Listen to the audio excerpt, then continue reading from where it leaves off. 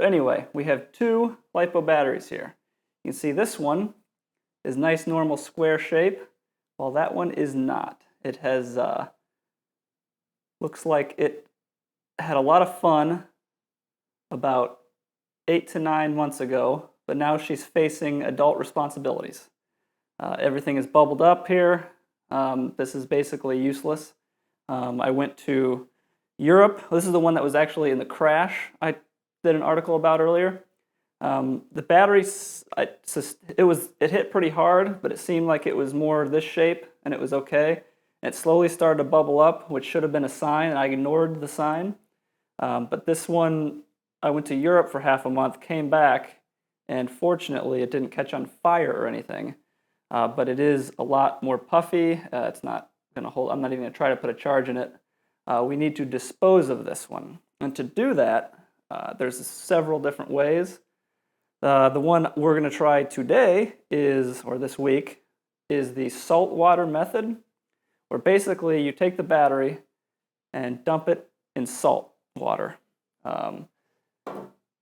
I have salt water here. I use sea salt as in the sea. You can use table salt as well. I use the sea salt in the thing. I didn't actually go to the ocean right there and do it, but we got our sea salt. I put it warm. If you want to see the article, we'll call it rcdrone.com/liposalt, LIPOSALT. And and I'll have a link to it at the bottom of this video. But we're going to basically put this and dunk it in there, and salt water creates a current. So it's going to basically create a short. It's going to run the battery out slowly, while keeping the water will, in theory, keep it cool, and keep it from catching on fire and doing bad things. But I don't know. Hopefully, this seems like the least drastic way. I've heard punch a nail through it. I wouldn't recommend doing that. I've heard light bulb, like hook a light bulb up to it, but that seems like it can get hot and stuff. I don't know. I don't have an opinion on which way is better yet. This is the first time it's ever happened to me. But the one I'm going to try first is the salt method. And if you see here, I took the connector off because I want to keep this connector, because salt water is going to corrode everything, so everything's going to be toast in there. But the idea is to get this down to 0 volts. But if you do cut that off, notice how I cut it off at different lengths. So the negative and the positive are somewhat far away from each other and unlikely to short themselves out before you put it in the water. Now, this is a sealed jar. I shook it up, the salt. This is warm water. I would not recommend having it in a sealed container, but this allowed me to shake it up, and now I can remove the seal, because I doubt it would be good to have an airtight environment for this. So basically, I'm going to take this battery in the salt water, like so, and just put it in this. I'm a little afraid to do this now, but I've seen other people do this on YouTube, so we're going to try it and basically put it in the water. And we see some bubbles. I don't know if you can see that coming out of the negative cable there, and out of there. I'm not sure if that's supposed to happen or not. And there are bubbles coming out of the balancing cord there. That's interesting. I think I saw that on another video of somebody else's. Basically, I hope it's not toxic gas it's putting off, because this is inside my condo here. But basically, without the seal on it, I'm going to just close that in case it catches on fire or something, but it's not airtight, because that's without that rubber in there. It's a very loose lid. You could slide a piece of paper almost in that lip where the seal was. So basically, you're supposed to just put it like that. You see it's still bubbling like that. And for a few days, and I'm going to borrow a voltmeter from one of the guys at work. I don't have one. And then in a few days, I'm going to test the voltage and see what kind of voltage we have left on this. So we will cut and edit the video, so the 3 days from now will be right now. All right, we're back. I completely forgot to bring the voltmeter home for the last couple days, so about 4 days in now with no voltmeter to test the voltage. I did want to show you later in the evening of the first day, this algae-like stuff started to form. I don't know what that is, but it looks gross. So I'm going to shoot the video real quick where we are with that right now, and I'm going to go ahead and change the water to fresh water and try to remember to bring a voltmeter home. So I will cut back in the video when I have a voltmeter and we can test this with fresh, non-gooky water. And we'll do that now. All right, so here we are 1 week later. You can see this battery right here is the one that was in the salt. I got a couple of tester batteries for the multimeter here. And basically we got to test the voltage now. And there's not going to be enough voltage in this, I'm guessing, for us to plug in the normal balance cord connector. And I know that the battery can hold energy even if this wasn't all rusted out and I was willing to plug my normal battery voltage checker into there. I wouldn't want to because it's all salted out. So we're going to use the multimeter. And to use the multimeter, basically, we're going to go to volts. And we're going to go DC. This is direct current. We're using Thomas Edison here, not Tesla. We got there's 3 voltage DCs I have on this. There's 500 VDC, 200 VDC, and 20 VDC. I don't know enough about electricity and that kind of stuff to know if that's standard on multimeters. I forgot to grab a multimeter from work again, so I just bought this one. It was like $15 US from the store. And basically, that's high. The 500 one's like the most, just you can run the most current through it. And then the 200 VC is the medium, and then the 20 VDC is the lowest one. So there's 3 different settings there. You always start on the highest settings. Because if you start in the lowest settings and you put a lot of volts through, you can break your multimeter. So we'll take this, we got it on our highest of the 3 direct current DC voltage reading. And we'll just stick red in the positive there, and then negative in the negative.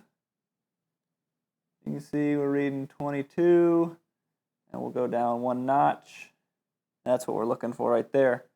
22, hold on a second. We're looking 22.7, 22.8 there, which is normal. This is a 6-cell battery, so the voltage is going to be a lot higher than our 3 cells. And that's basically the storage voltage, proper storage voltage, because I bought this 6-cell for the big drone I'm building, and I have not yet run this one. We're going to go back up to 500. And this is an exact battery. It's just charged version of what this is. So we're going to get a baseline reading off of that. And you're looking at 11, and then we'll switch it to the medium sensitivity. And they're looking at 12.4 volts. I don't know what that first number was, but yeah, 12.4 volts is what we're looking at for this one. I'm not going to go any lower on this. Basically, we got our baseline of what a fully charged one of these would be. Let's see, we'll always start at the highest one, even though we know this won't do it. It's just good practice.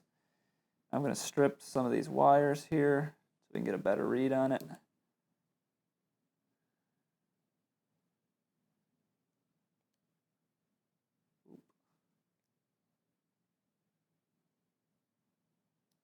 There we go. All right, so we got the exposed wires there. I did not want to do that before I put it in the salt water because, I don't know, I just worry about using tools around a charged battery like that. Basically, we'll put our positive into our positive wires there, negative onto the negative, and we have absolutely nothing. We'll go to the next sensitivity down, is that 200 VDC. positive on the positive, negative on the negative. Not showing anything. We'll go down to our most sensitive one, that 20 VDC. Get my negative on here.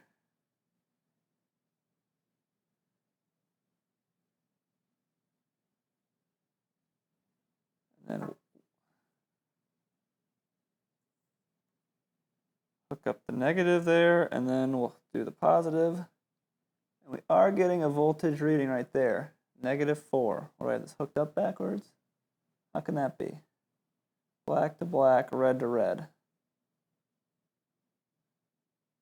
Maybe something's wrong with my voltmeter, or I'm probably messing something up.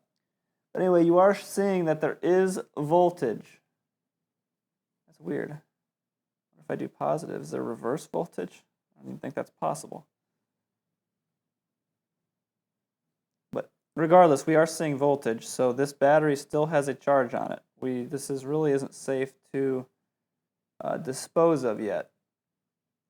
So we're looking at about 0.04 volts in the battery still. So I am going to basically take this. I wonder what would happen. I have no idea if you're supposed to do this or... Yeah. Doesn't even look like that's doing anything. That's a very, very low voltage, but it still is a voltage. So what we're going to do is I'm going to throw it back into the saltwater bath for a few days. See what it does. Basically, I'm probably going to cut that. Probably. I'm doing it as I say probably. We'll just cut that off there, and then so those voltages can be closer and there's a faster. Don't do that right away, because you had those things right next to each other like that. When the battery has more of a charge in it, that's going to cause you all sorts of problems. It's going to short out, catch on fire, not good. The voltages are so low that it's not even sparking at this point, so I'm not worried about that. I'm just going to toss this in for a few more days, maybe a week, I don't know, whenever I get around to making another video, and we'll come back and make sure that it is 0 voltage. All right, we're back after a few days. Got my voltmeter all ready here, lowest setting because we know we're pretty low already, but always start with the higher setting, work your way down. So we're going to put the negative to the negative, positive to the positive here, and you will see the battery is now completely empty. Now, don't quote me on this. I'm not making this my official advice I'm giving, but I have heard people say that the battery, once it's got 0 voltage in it on a LiPo, it's safe to just toss in the trash. I don't know that for a fact. I'm not going to recommend that. I know if you're concerned, turn it into your local hobby shop. They can dispose of it, no problem. And we should be all set to dispose of this thing. It should pose no fire hazard anymore. Don't quote me on that either, but from what I've read, it's pretty stabilized now.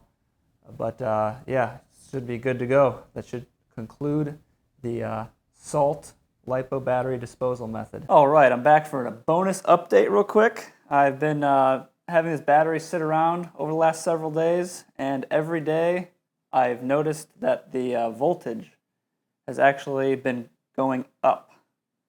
So we started about 5 days ago with 0 volts, and now if we check it again, that voltage is back, 0.17.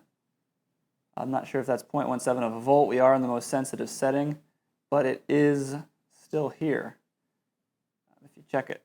So I've done some research. I guess when you're done and it's 0 voltage, a lot of people go ahead and recommend soldering the 2 leads together to prevent anything from coming back and just to make sure that everything's good. Never solder 2 of these together unless there's like no voltage in it, because that's just going to short it out and it's going to cause problems.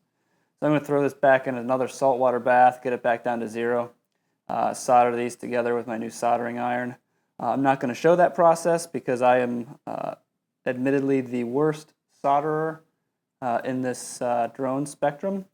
so I'm going to spare you guys my soldering technique, and we'll see if everything goes according to plan. All right, we're back. I got the voltage down to nothing. I tried to solder it, I'll be honest, and it completely failed, even with my brand new soldering iron. I am the worst solderer ever.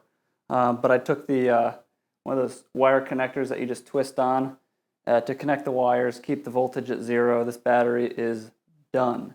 So that concludes the LiPo salt method. If you enjoyed this video, please subscribe to the YouTube channel. If you're interested and you live in the United States and you'd like a rule book, I've been trying to work on an annual rule book, to try to basically an ebook that covers the regulations for the United States. If you're watching this in year 2015, it is the first edition. Please check it out. Email me your comments, opinions. I'm working on the 2016 one right now. If you're watching this in the future, it'll be whichever is the most recent one. You can find that at rcdrone.com, or if you go to dronerulebook.com, that'll forward you to the page on the website that the drone book is actually on. And that concludes it. Thanks for watching.